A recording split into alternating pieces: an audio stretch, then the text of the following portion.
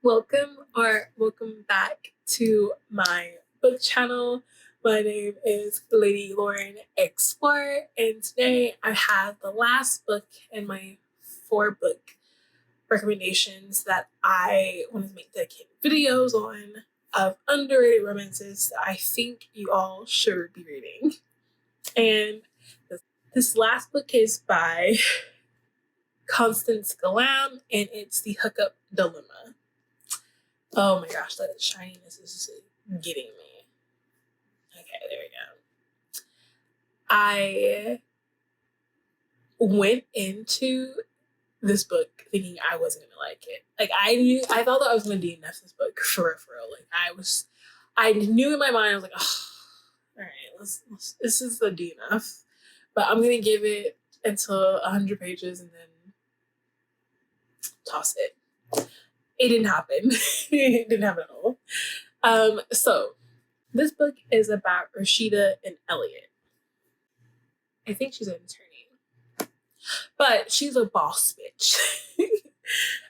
So Rashida is, I'll just give you like how it slipped me in. She is going into this building, and we first get like Elliot's point of view. So Elliot sees this badass Black woman who walks into his building, but he's leaving the building because like he's a workaholic and he's just like it's his birthday and he knows like I'm working, so let me just go across the street and give me like a birthday drink and some birthday dinner, and then I'll come back and go back to work. So like Rashida passes him and he's like, oh, she's beautiful, I wonder what she's doing in this building at this time of night. But whatever, he just walks across. He sits down and then he sees her again. And then he's just like, you know what? I'm just going to shoot my shot.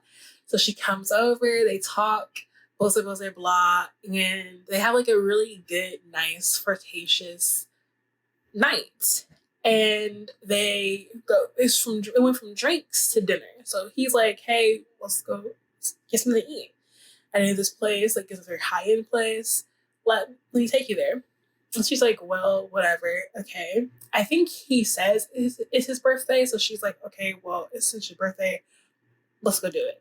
So they go to a very high-end restaurant, and the flirtations get a little bit more intimate. And then they go back to a hotel and have a very passionate one-night stand. Then he is like hooked. She's hooked too, but I think like she knows that it's a one-night stand, so like she doesn't want to like mess anything up. So I think she leaves without like waking him up. So then that next morning he wakes up, she's not there, and he's missing that. Like he wants to find her. Then he gets called to like a site and she's there. And they both realize that they are kind of enemies.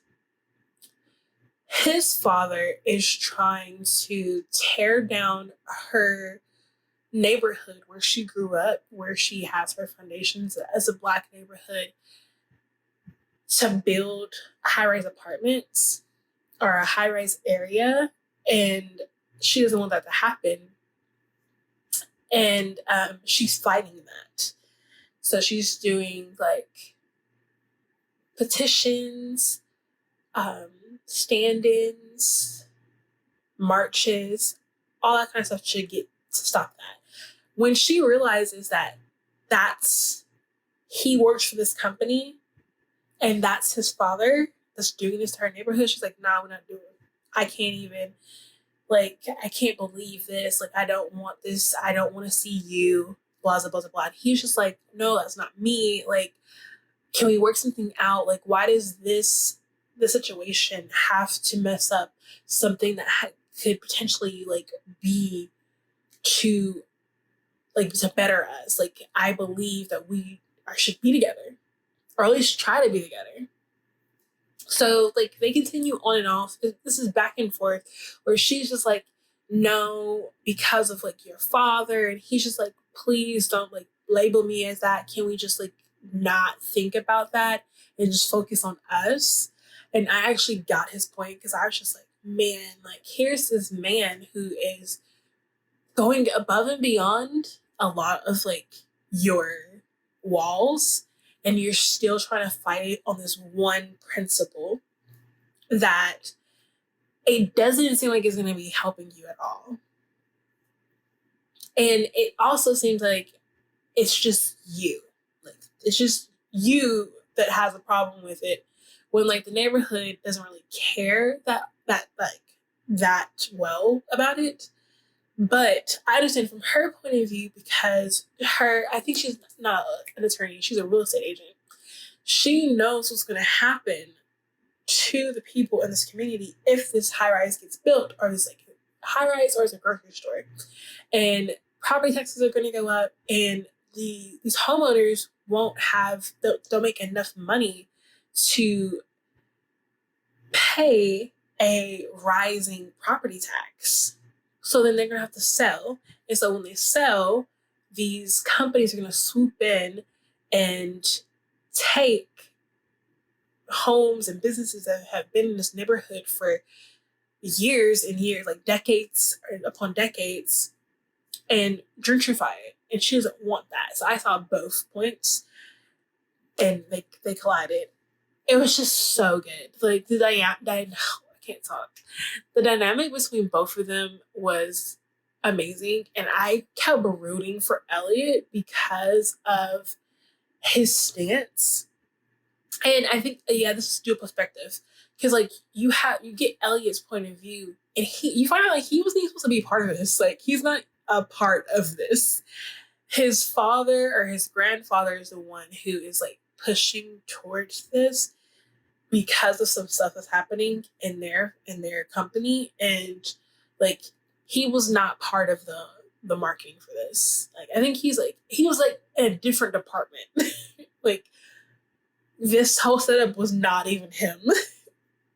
But because of his father or his grandfather's health, he had to take this contract. So it's just like them going back and forth of like one night stand to like a relationship, or should we not be, mainly from her, Rashida. But Elliot is just, he keeps pushing. He's super persistent in like, I want to be with you. I want this to work. If it doesn't, it doesn't. But I just want to see where this happens, because this connection me and you feel together. Like I felt this. I know you felt this. If this situation about like my father's company and your neighborhood never happened, then we would be together.